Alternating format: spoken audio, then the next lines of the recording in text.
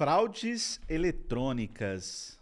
Não sei se você acompanhou, mas em maio agora, vou até falar o ano de 2026, nós tivemos ali um aumento da pena em relação a esse tipo de crime. Só que isso não começou agora. Esse é nosso podcast, pode contar mais café. Então, hoje, aqui no Pode Contar Mais Café da Triotécnica, eu, Renato Rodrigues, estarei com vocês, trazendo o Josimar aqui para a gente falar um pouco sobre experiências, até mesmo trazendo um ponto de atenção para que você já comece ali a ter um olhar na sua empresa focado para você se prevenir, para que você já tenha ali um pouco mais de informação daquilo que ele já viu nesse longos anos de experiência na área contábil, tributária e empresarial. A gente sabe que hoje em dia tudo é feito via meios eletrônicos e muitas vezes assim o empresário tem ali uma senha de duplo fator, tem ali precisa de uma facial, muitas vezes não dá importância para isso. Fala pra gente, o que você pode trazer de informação, até pegando um pouco daquilo que você já viu em relação à fraude eletrônica? A gente tem vários tipos. Hoje, esse tipo de ação negativa, né? Que você tem que tomar cuidado com a plataforma que você está falando, senão vai dar problema, mas enfim.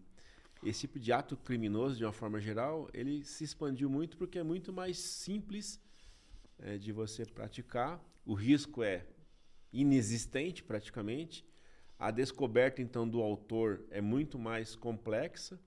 E a gente tem alguns cases, algumas situações em que a gente pode contar isso com alguns detalhes, sem contar os fatos. Eu vou começar pelo meu mesmo, que é uma coisa muito comum. Eu tive meu nome vinculado a uma conta de consumo num estado muito distante daqui, de onde eu resido no estado de São Paulo, e abriram uma conta numa empresa de TV, né? Nesse TV por assinatura, em que eu fui surpreendido com um DDA lá no banco. Então, apareceu isso por o primeiro mês, eu achei que era algum equívoco, alguma coisa, e no segundo mês eu gastei o tempo da minha vida para ir até fazer a ligação para essa companhia, e a gente é surpreendido com várias questões. Então, abriu lá no Rio Grande do Norte uma conta no meu nome, não lembro a cidade, e eu indaguei a atendente: olha, eu moro aqui no estado de São Paulo, nunca saí daqui, não conheço essa cidade, não resido nessa cidade, eu queria saber como que foi aberto. Aí ela começa toda uma instrução, e aí isso que é a parte, digamos, complexa, porque na hora que, talvez para abrir essa conta, não sei como foi feita, me parece que sempre uma velocidade, mas na hora de você falar que você foi vítima de alguma coisa, dá a impressão que aí você é o culpado por aquilo que está acontecendo, quando na verdade eu nem sei, porque eu nunca extraviei documento, enfim, nunca aconteceu nada. Então, quando eu me deparei com isso, eu vi o quão difícil é, no meio privado, você se precaver de algumas situações. E essa é uma que você não tem. E afeta tanto empresas, que tem gente que abre conta de consumo em nome de empresa.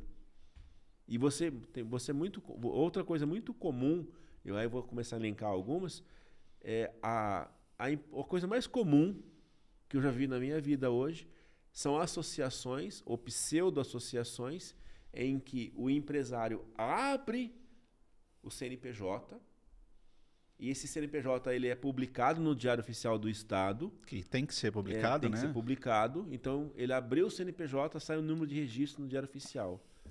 Por algum meio eletrônico, possivelmente, essas associações ou pseudo-associações, elas pegam, leem o endereço, e aí depois a gente vai falar como é que você protege isso também, porque elas pegam o endereço do sócio e mandam uma carta.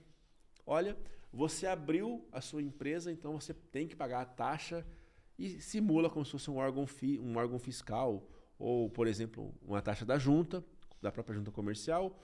O golpe mais comum é o do MEI, a gente pode falar disso já na sequência.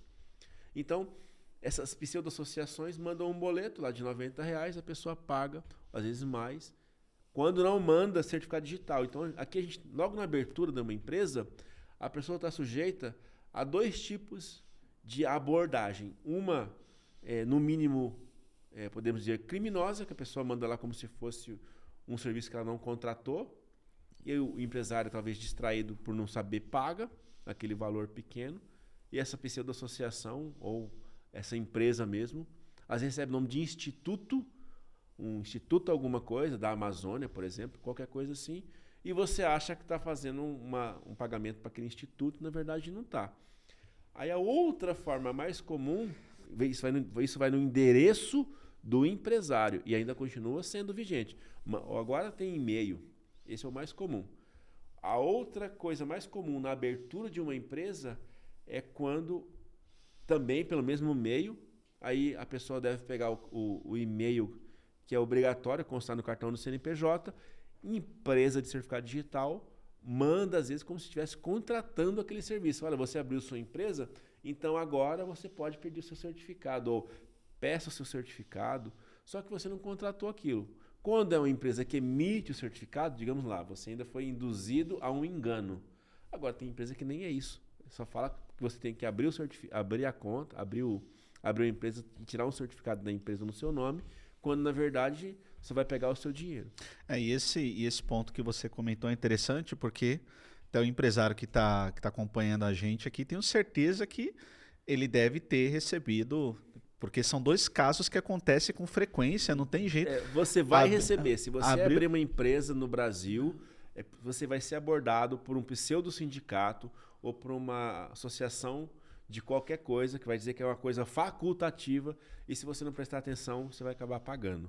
E isso é importante, que até aqui na Triotécnica nós temos todo um processo até para orientar o empresário, para ele não se preocupar, porque muitas vezes você está ali, chega um boleto para você pagar, aí a primeira percepção do empresário, abriu o CNPJ ontem, já tem um boleto hoje para pagar? Exatamente. E acontece isso, não, de isso fato. acontece com uma frequência assim, absurda. Todo mundo que abre. Outra coisa que está acontecendo, que é mais comum, já acontece há muito tempo, o MEI é um serviço gratuito. Aí existem esses portais que se fazem passar por algum portal oficial, a pessoa vai lá no buscador, coloca lá o nome, aparece o primeiro nome, ela clica. E normalmente, gente, o primeiro nome que aparece é um link patrocinado. Não é o link do governo para você abrir sua empresa.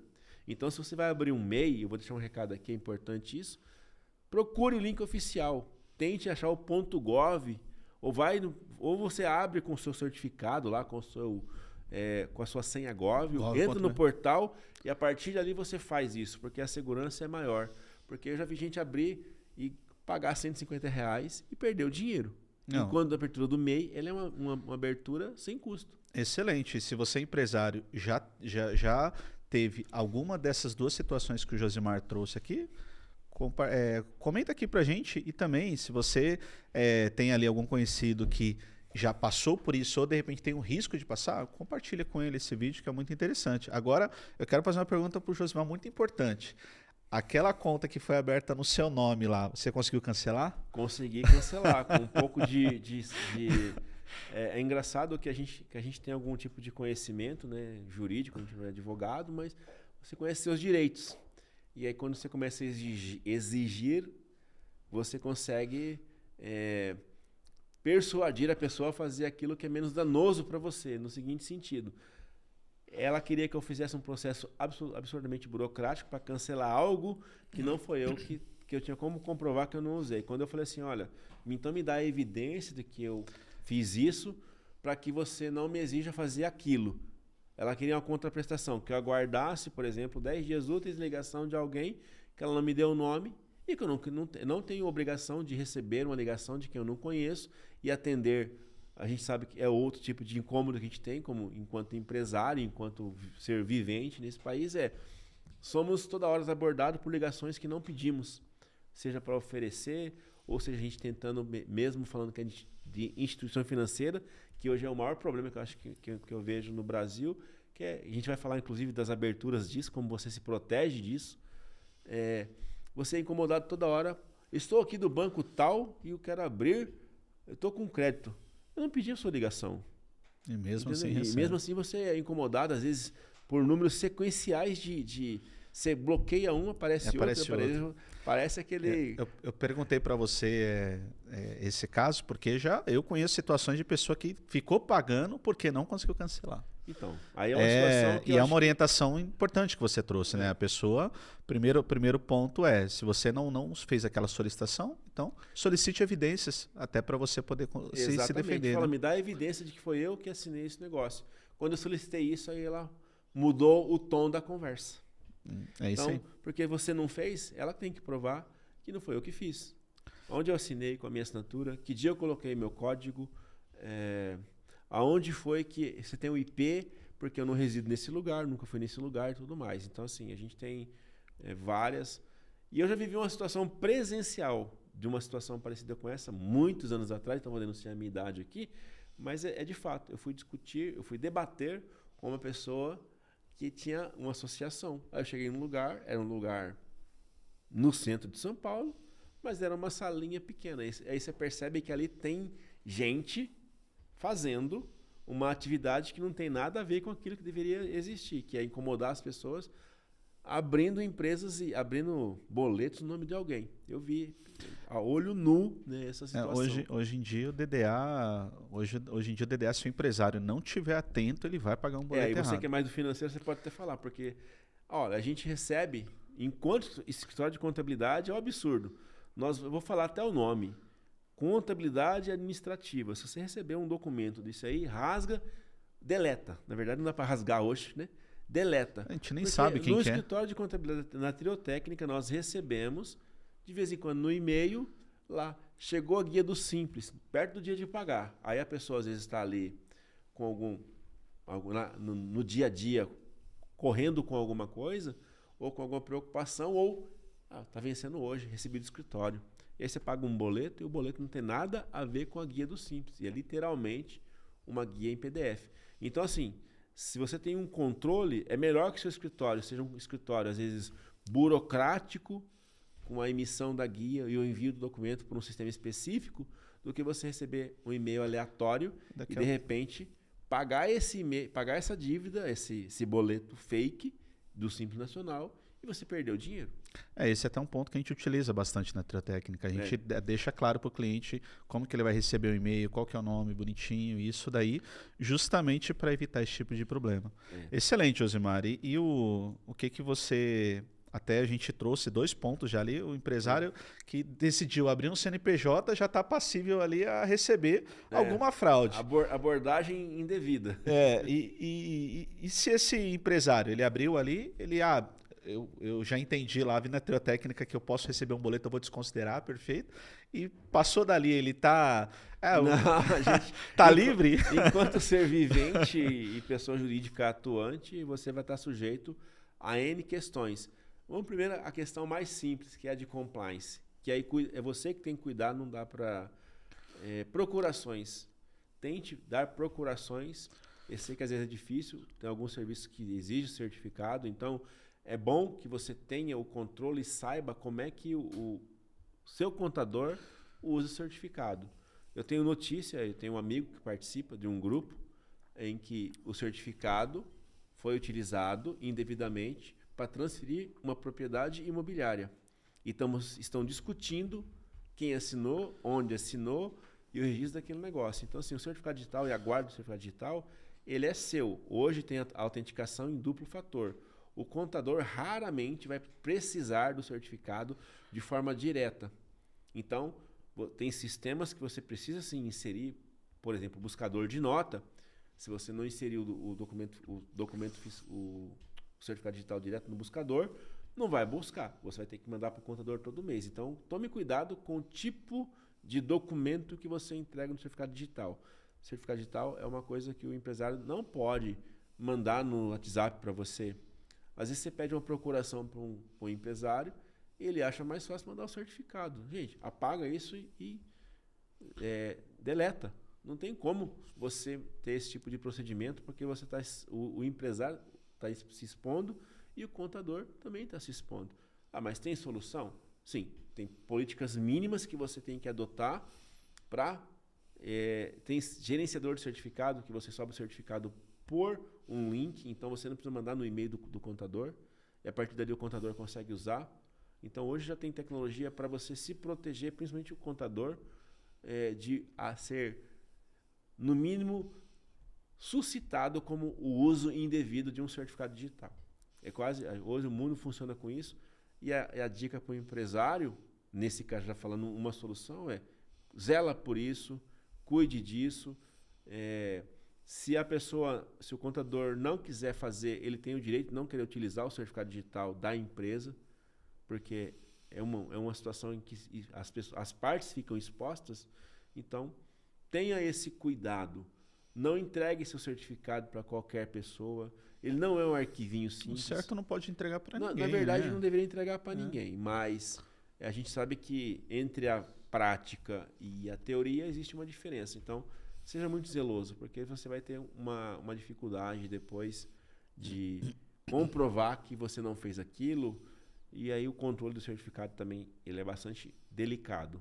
É isso aí, tem um acesso a muita informação. Muita informação, basicamente. Excelente, a gente está falando aqui sobre fraudes eletrônicas, se esse assunto é algo interessante para você, se você passou por alguma situação, ou até mesmo se você conhece alguém, manda para a gente aqui. Vai ser legal conhecer, até mesmo para a gente poder contribuir com mais pessoas aí, para a gente se proteger, para a gente tentar ali, pelo menos ficar ali, buscar uma prevenção em relação a essas fraudes que hoje não estão pequenas, estão bem grandes. E nos siga também, siga a gente nas redes sociais, aqui no Pode Contar Mais Café, a gente tem podcast toda segunda-feira.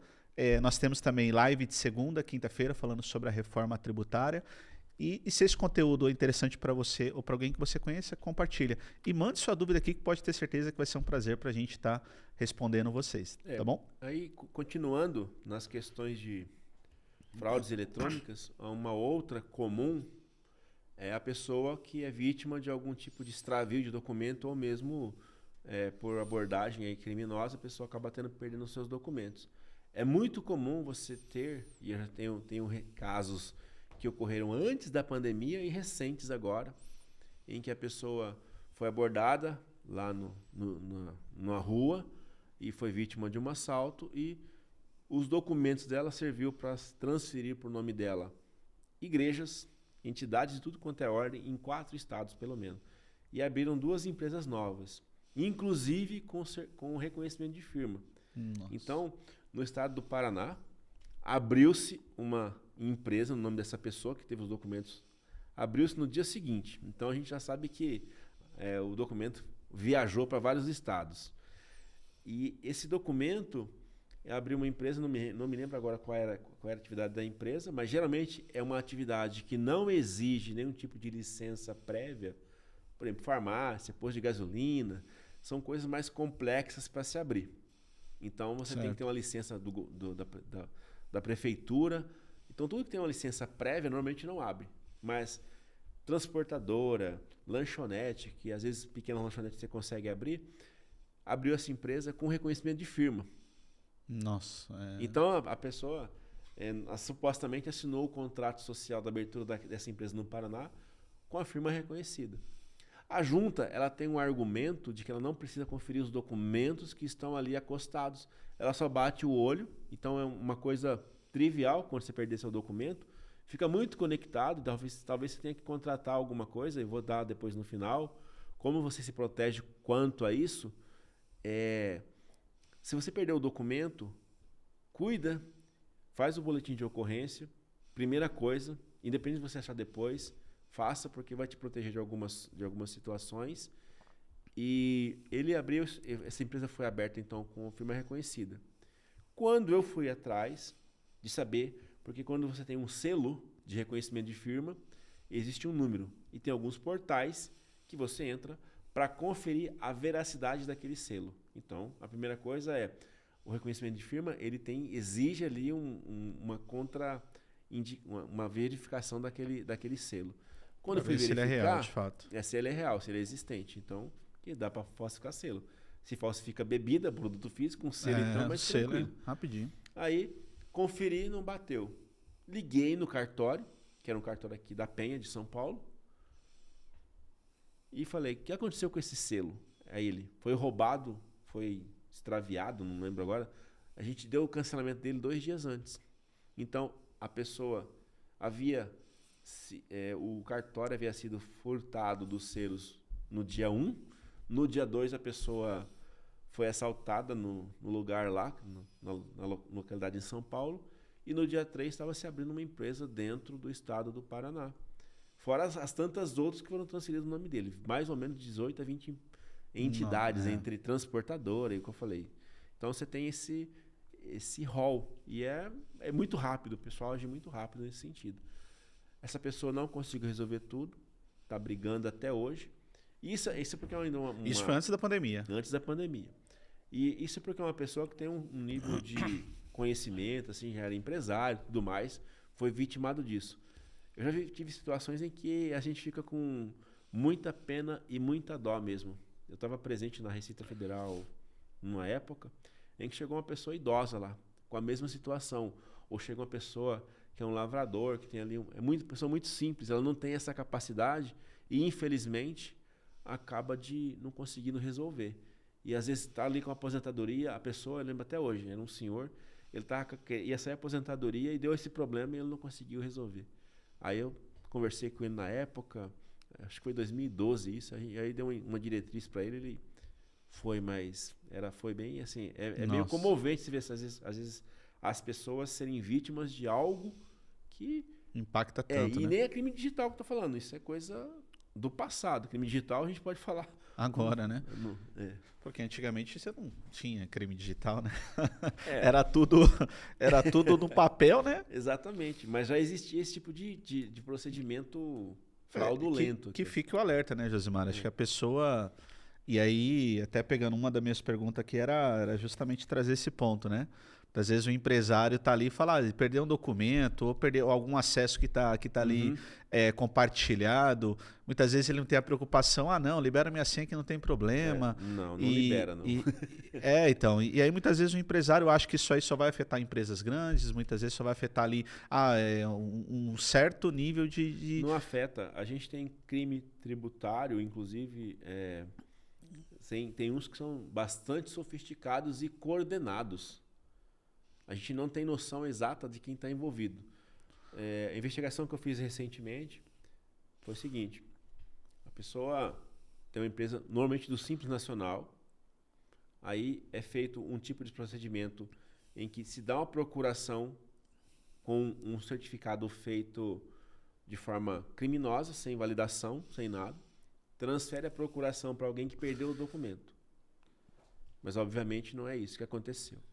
Essa procuração, essa pessoa... tal de um laranja ali, né? Seria um laranja? Quase isso. Ele transfere para alguém que não, alheio à conversa. Então, do mesmo modo que esse empresário perdeu os documentos um tempo atrás, antes da pandemia, e foi feita uma procuração para ele, essa pessoa perdeu os documentos e fizeram um certificado digital para ele. Não me pergunte como. E aí estava numa localidade totalmente estranha também, a milhares de quilômetros do lugar a sede da empresa e conhecimento desse empresário. Essa pessoa que morava em São Paulo teve o acesso na empresa dele, e que tem a empresa em São Paulo, foi feito numa cidade lá no Nordeste. Beleza. Então fizeram esse procedimento de retificação de... pedindo restituição de pagamento indevido de imposto, sendo que ele não tinha direito. Então, o que eu estou falando aqui?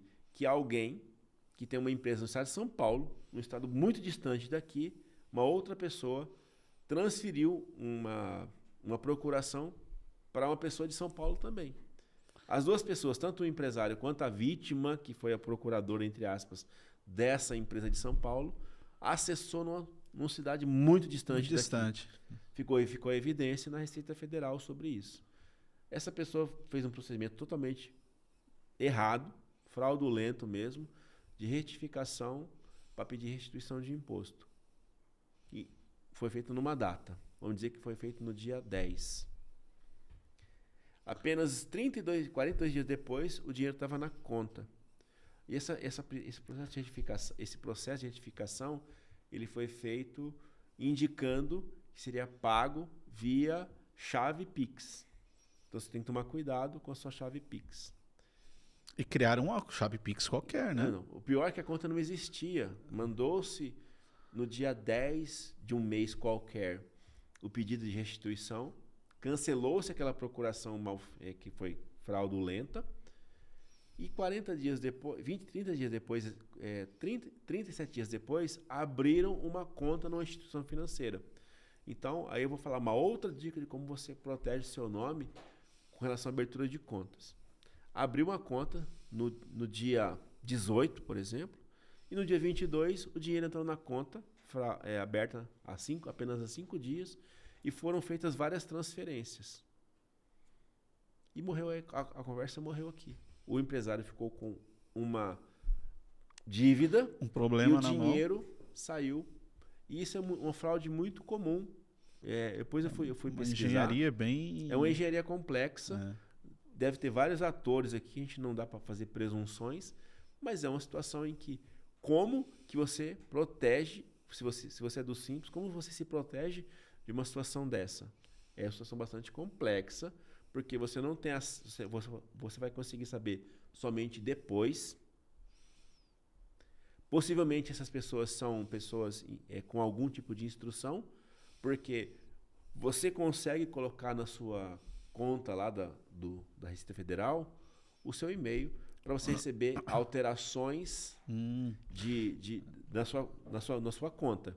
Esse era a minha próxima pergunta, era justamente isso, pedindo para Só que você... essa pessoa foi lá e também tirou isso, então ela sabe... ela já alterou isso aí também? Ela foi porque aí não recebeu comunicação.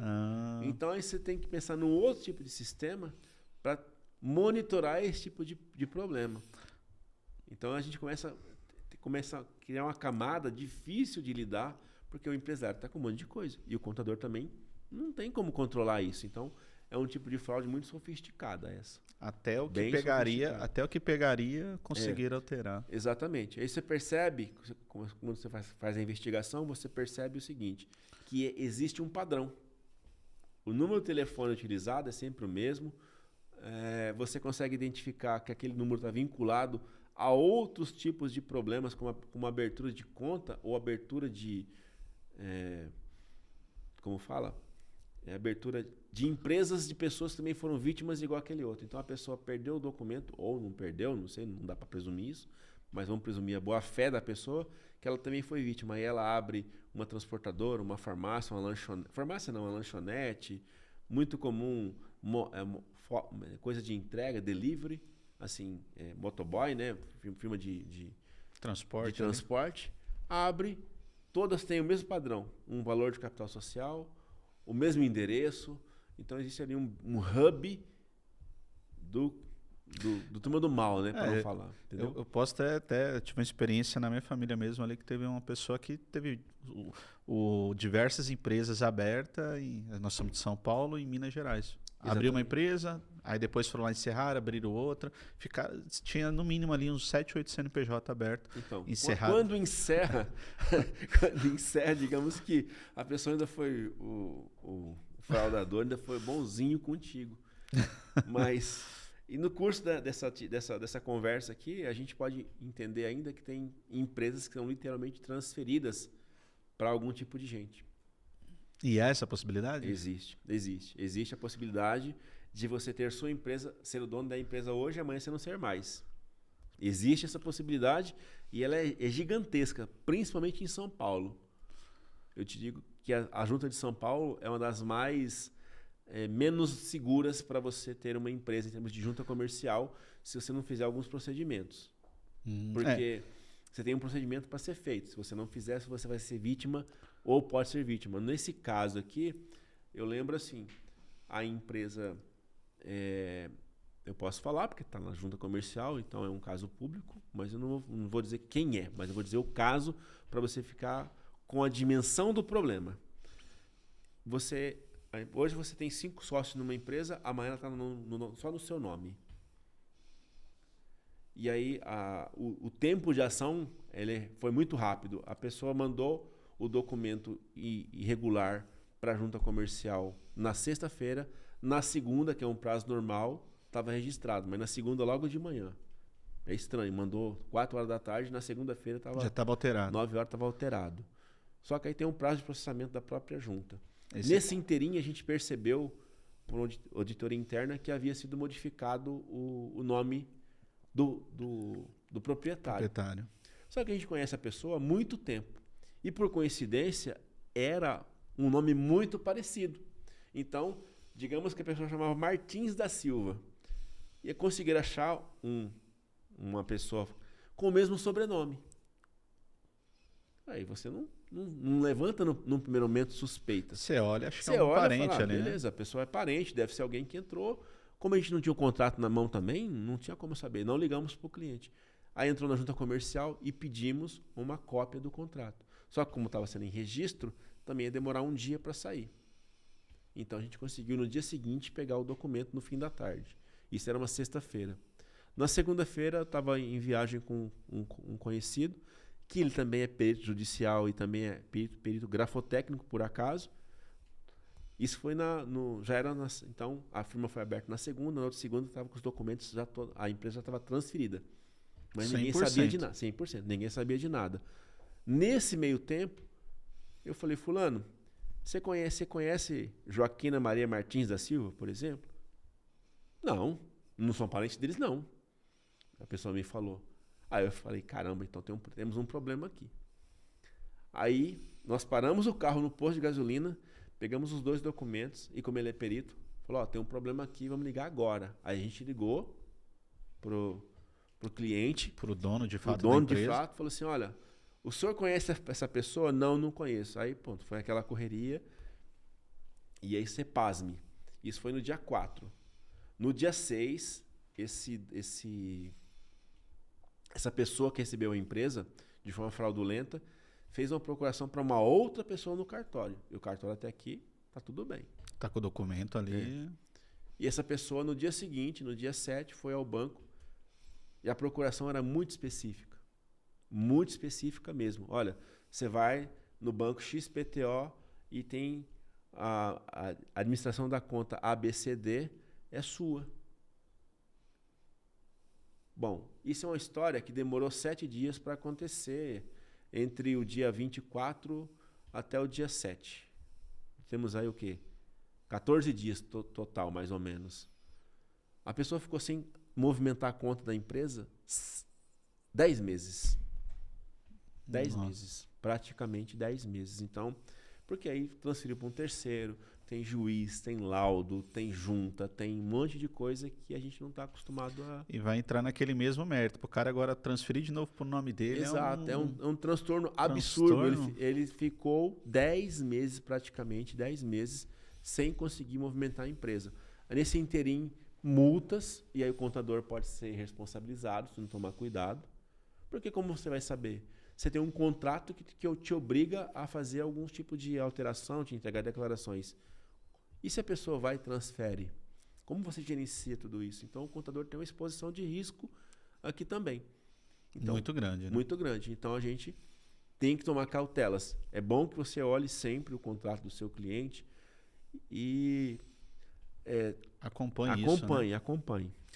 Então, para você que é empresário, é um fato bem complexo que o empresário pode dormir e no outro dia acordar não sendo mais Não ser mais o dono da empresa. empresa. E não é comum, não é incomum isso, tá? Eu achei que era incomum. A gente vê, ou escuta histórias e acaba, em um dado momento, você se depara com aquele problema. Excelente. Problemas novos, problemas antigos. Estamos chegando ao final do nosso podcast. Eu gostaria até de deixar uma outra. Agora vai ser se você está aí até agora, vai ser o mais importante agora, que eu quero que o Josimar fale um pouquinho. As recomendações que você dá ali para o empresário. A gente sabe que hoje é tudo via meios eletrônicos, Gov, Receita Federal, banco, tudo. O que você dá leva ali de recomendação? O né? contador detesta, mas a autenticação do duplo fator é importante para você ter o controle. Coloque no certificado digital, no seu Gov, um telefone fácil. Não coloque telefone de terceiros, porque isso é um problema. Eu tive um caso aqui, não é um caso de fraude, mas a pessoa ficou quase um dia porque alguém fez o cadastro. E aí vem aquela crítica que eu sempre faço. Existem pessoas de idade sem muita habilidade tecnológica e acaba sendo vítima, talvez até de um parente. Então, coloque um telefone fácil para que você consiga recuperar a senha. Com relação à abertura de empresa, você pode entrar no portal do governo e bloquear a abertura e alteração de senha de empresa com o seu próprio Senha.gov. Isso é uma primeira camada. Na junta comercial tem esse serviço também, mas ele é pago, por isso que as pessoas às vezes não fazem. Então você tem a mesmo caso de transferir a empresa em São Paulo, existe serviço, ele é anual, aí tem todo um processo que tem que tomar, que às vezes o empresário não toma conta. É importante, até o empresário avaliar isso. Né? Avaliar isso. Qual é o custo entre ter um bloqueio e qual é o custo entre perder a empresa? Entre pagar um serviço e pagar um serviço e perder a empresa por meses. Nesse caso, foram 10 meses praticamente. E, em última instância, você consegue entrar no Banco Central e bloquear a abertura de conta corrente. Essa eu recomendo fortemente todo mundo fazer, porque ninguém abre conta. A não ser que você seja uma pessoa que gosta de ter muitos cartões, ninguém está abrindo conta por aí. Então é melhor que você entre no Banco Central, aprenda a fazer isso para não ter... Inclusive bloqueio, vai ser uma das nossas tratativas internas. Faremos um vídeo, assim que possível, como fazer esse bloqueio para deixar um legado aí de segurança. Então a lei que foi aprovada, ela tem toda essa... Ela aumentou a pena para esse tipo de crimes cibernéticos, fraudes eletrônicas, só que isso é pós. O que você pode fazer antes é exatamente o que eu comentei agora. Duplo fator, bloquear a abertura de empresa, bloquear na junta comercial de São Paulo e bloquear também a abertura de conta corrente. Não vai você eximir, às vezes você ser vítima de algum tipo de procedimento em que a fraude acontece quando você admite o fraudador dentro da sua empresa, como um consultor, alguma coisa. Então, isso é uma outra coisa que você tem que tomar cuidado. Já muda também até a figura, já muda né? até a cultura, porque aí não é uma fraude eletrônica, é uma fraude de alguém que tem tipo de atitude. É muito comum a gente ver, e aí o empresário ele quer o crédito tributário, quer ganhar o dinheiro, e aí tem gente que vende algumas coisas mirabolantes. Isso também você vai ser vítima se você não tomar cuidado com o tipo de consultor que você coloca dentro da sua empresa. Agora, na hora de ir lá emitir uma procuração para alguém, avaliar bem os riscos e justamente muitas vezes coloca por 5 anos, não, coloca ali pelo período que vai ser necessário. Exatamente. Excelente. Então, Josimar, quero agradecer você que acompanha a gente até aqui. Nós falamos sobre fraudes eletrônicas, trouxemos aqui algumas experiências, trouxemos também alguns casos que acontecem aí na vida do empresário, já iniciando a sua vida empreendedora. E se esse conteúdo foi interessante para você, manda para a gente alguma pergunta, se você ficou com dúvida, alguma coisa, ou então se você quiser compartilhar também alguma situação que você passou, manda aqui para a gente, compartilhe com alguém que você conheça, que esse assunto seja interessante, e nos siga nas redes sociais. Nós temos aqui no nosso canal do YouTube, temos também live de segunda a quinta-feira falando da reforma tributária, e vamos em frente para trazer o que a gente puder trazer de conteúdo para apoiar o empresário, a gente vai ter. Nem só de tributário e geometria técnica, a gente está aqui trazendo a gama de experiência que a gente tem em diversas áreas. Eu trabalhei com perícia e a gente tem algum tipo de procedimento, inclusive, para investigatório, para fazer investigação. É isso aí, essa muito é a bom. Primeira parte. E obrigado por acompanhar. Obrigado, Josimar. Um abraço.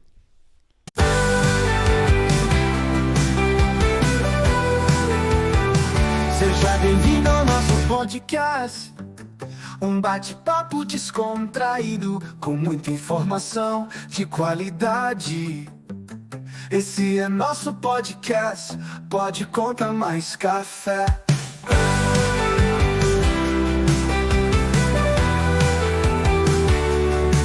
Pode Contar Mais Café.